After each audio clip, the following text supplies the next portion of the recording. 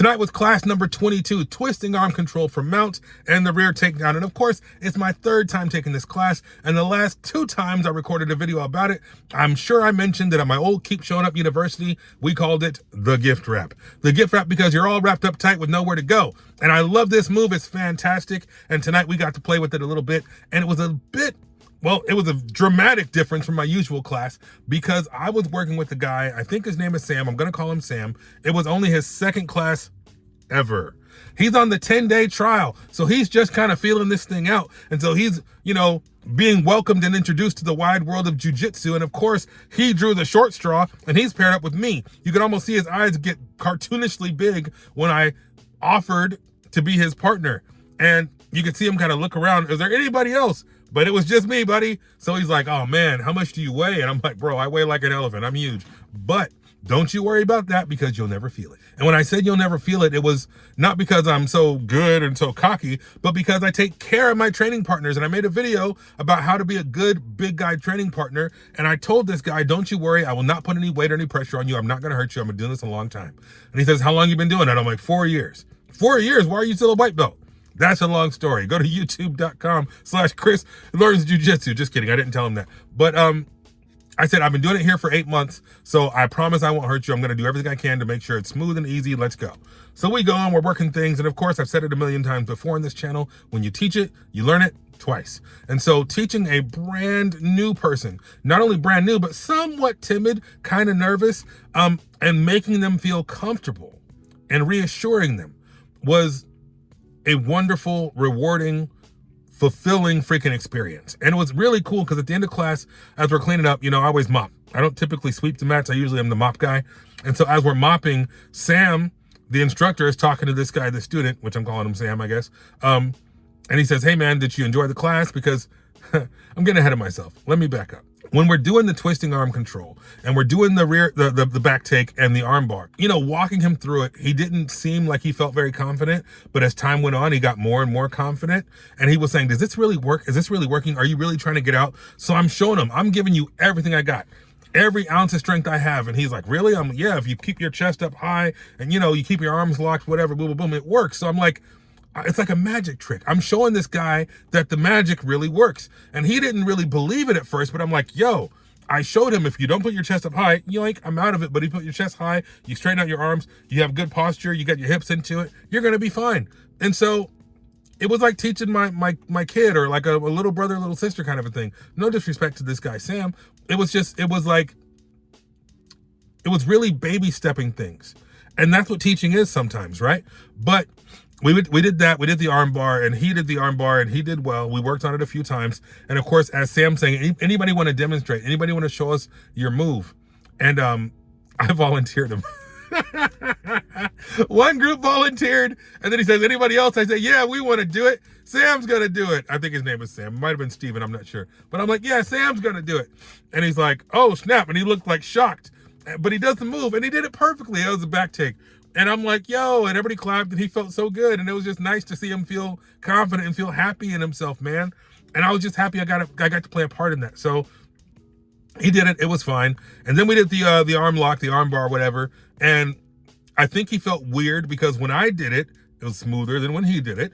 And when I did it, my legs are on my feet are touching the mat, whereas his feet were not touching the mat. And that could just be because I'm big and broad. But I called Sam, our instructor, over and said, hey man, can you watch him do this? Because I want to make sure that he's doing it right. I think he's doing it right, but he doesn't seem to feel like he's doing it right. And he did it. And Sam, the instructor's like, yeah, good job. You did the darn thing. And so I think that boosted his confidence too, because it wasn't just me telling him that he did it right. It was the instructor telling him he did it right. And to his credit, the new guy, Sam, he stuck around afterward to sweep the mats. And I was mopping the mats because I always choose to mop. And the instructor, Sam, said, hey, dude, how did you like your class? Blah, blah, blah. He says, hey, that armbar looked pretty good. How did you feel? And I heard the new guy, Sam, I heard him say, yeah, Chris is a really good, teacher. And Sam goes, oh, yeah, Chris is a good coach. And I don't think Sam, the instructor, even knew like how much that meant to me. Obviously, I think I'm a pretty good teacher. I've done it before. And hell yeah, that's how I pay my rent.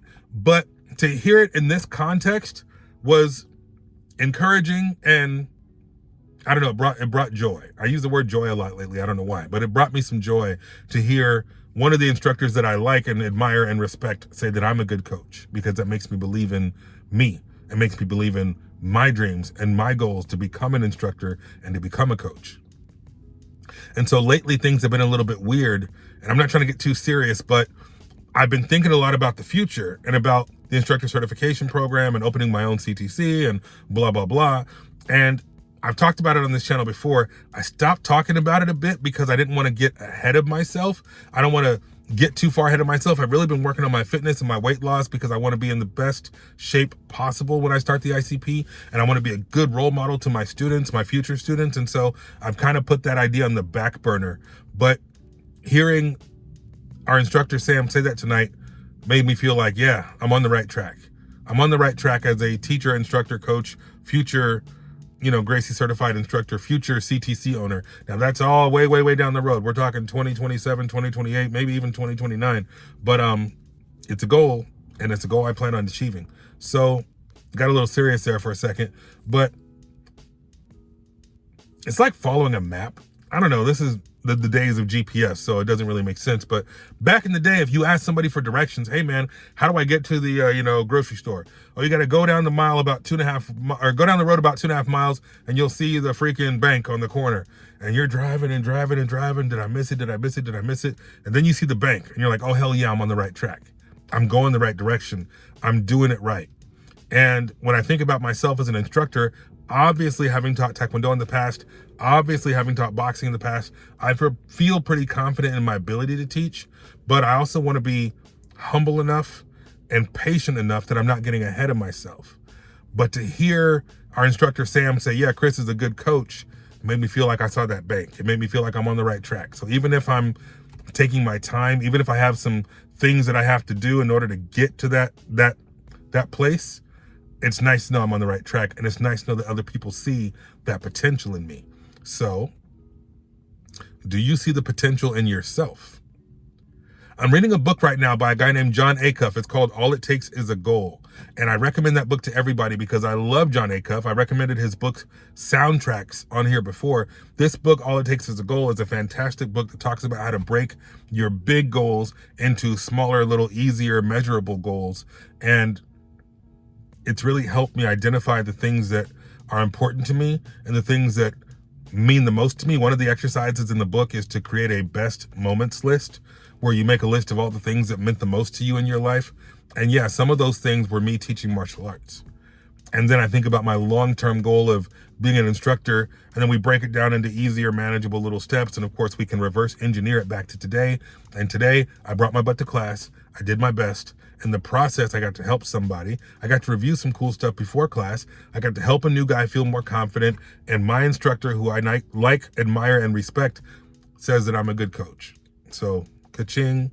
I'll check that off my list, my little action report. I think he calls it progress report, whatever, action report. I'm making steps toward my bigger goal. So are you making steps toward your bigger goal? Do you see the potential in yourself? And if you do, how are you taking those steps to achieve that big goal? And if you're not sure how, if the goal seems too big, if you've tried and you failed, I recommend you try that book, but I damn sure recommend you don't give up. So here I am getting a little serious Monday night at freaking 9:45 or whatever the hell it is, and it's time to go home. So I need you to do 3 things. I need you to stay focused, stay positive, and stay vigilant. We'll see you next time.